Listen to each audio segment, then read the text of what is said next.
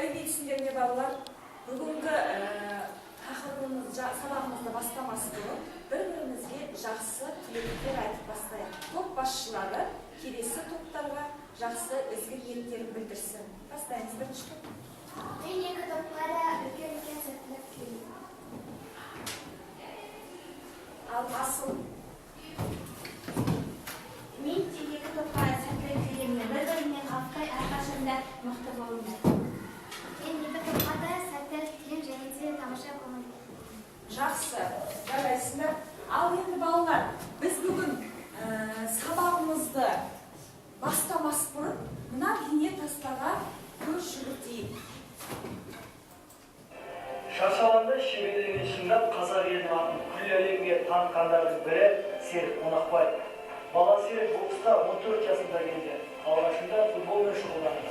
Вахид Масудов пен Антон Шоқ секілді бүгінгі атақты бапкерлермен қатар топ тепті. Құжаттарда туып өскен жері Павлодар деп көрсетілгенмен боксшының балалық шағы Таразда өткен.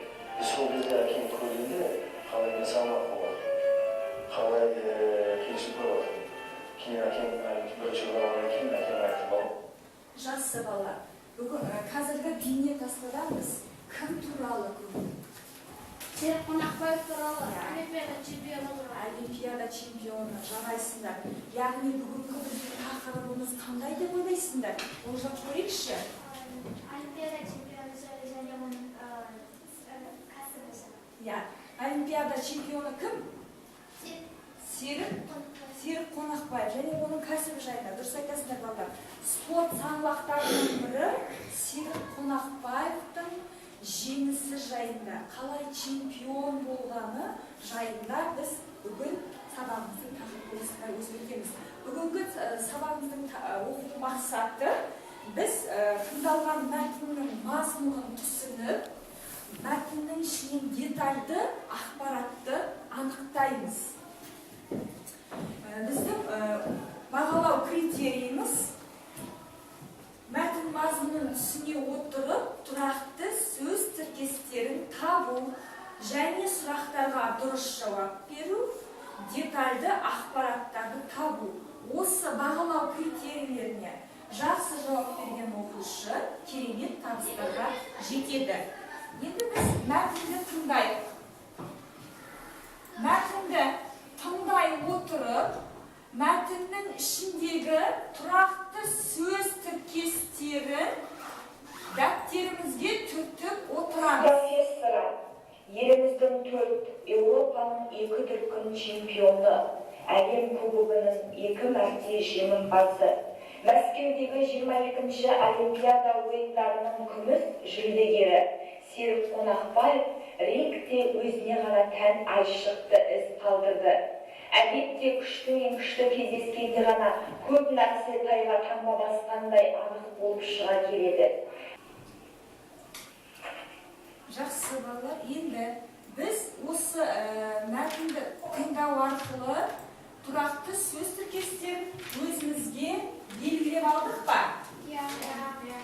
Яғни біздің қазіргі бірінші тапсырмамыздың дискриптиві мәтінді мұқият тыңдау, тұрақты сөз тіркестерін жазу.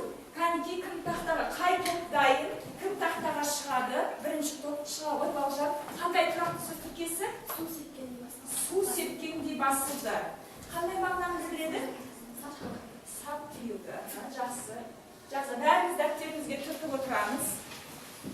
Келесі тұрақты тіркесін екінші топтан бір ғарым айта ғой. Тайға таңба басқандай айқын анық деген мағына. Дұрыс айтасың.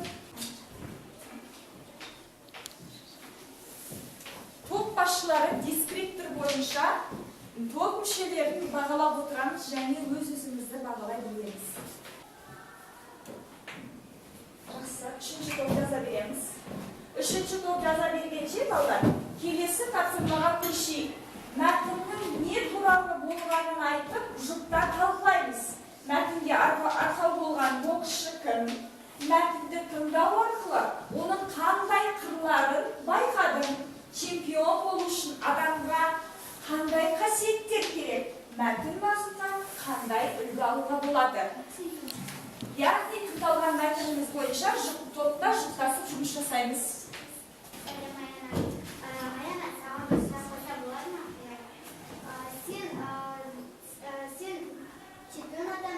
қандай қасиеттер керек деп ойлайсыз? Чемпион атанушы үшін алдымен шыдамдылық және де сенімділік керек. Және де батылдық пен табандылық керек.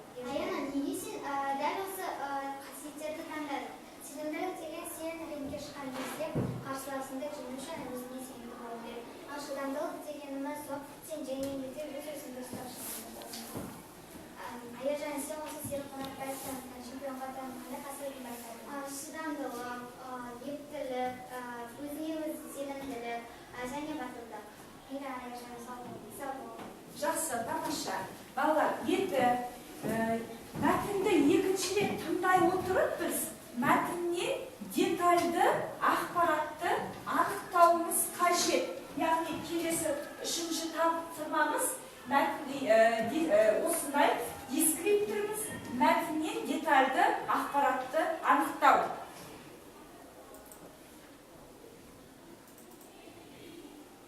Профессоры, еліміздің 4, Еуропаның 2 дүркін чемпионы, әлем кубогының 2 мәрте жеңімпазы, Мәскеудегі 22-ші Олимпиада ойындарының күміс жүлдегері Серік Қонақбаев рингте өзіне ғана тән айшықты із қалдырды.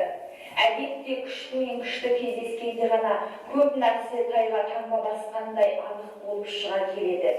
Әншейінде ара қашықтықты жақсы ұстанатын сезімтал Серік қас пен көздің арасында ангелардың сол қапталдан тиген соққысын байқамай қалды. Жұдырығының дәл тигенін білген кубалық қуат. Жақсы, детальді ақпараттарды айтып жіберсек, яғни сендерге анықтау үшін мен сұрақ қояйын. Серік Қонақбаевтың қандай жетістіктерін білеміз? Демек, Данияр, Мәскеуде 22-ші Олимпиадада күміс медаль алған. күміс медаль иегері, жарайсың. Асыл, елімізде 2 дүркін чемпионы. Дұрыс, 2 дүркін чемпион, тамаша. Азамат?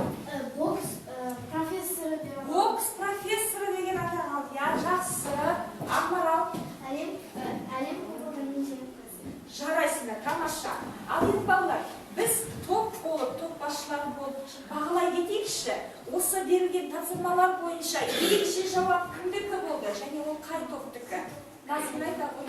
Менің ойымша 3-ші топтың жұптары өте жақсы жауап берді. Яғни диалог барысында, иә? Диалог барысында өте жақсы жауап берді. Себебі чемпион болу үшін адамға қандай жақсы қасиеттер ұстану керегін олар дұрыс айтты. Жақсы. Асыл айта ғой. Маған бірінші топтың жауабы ұнады. Себебі олар бокс спорттан қандай қасиеттер керек екенін және оған қандай күшпен жету керек екенін түсіндірген. Жақсы, тамаша. Бізге екінші топтың жауабы ұнады. Себебі екінші топта өздері жауапты жақсы қойды. Жақсы, тамаша, жарайды, жақсы. Балалар, жақсы, өте жақсы. Бүгінгі біз оқу мақсатына жеттік. Тыңдалған мәтіннің мазмұнын түсіндік. Детальді ақпараттарды анықтадық, иә? Енді үйге тапсырма, 5-ші тапсырманы аламыз. 5-ші тапсырмада Серік Қонақбаев туралы мәліметтерді жинап келу, иә? Яғни өзіміз қосымша ізденеміз. Бүгінгі сабақта ең әсерлі тұстары, маған бүгінгі сендердің жауап бергендері өте жақсы ұнады.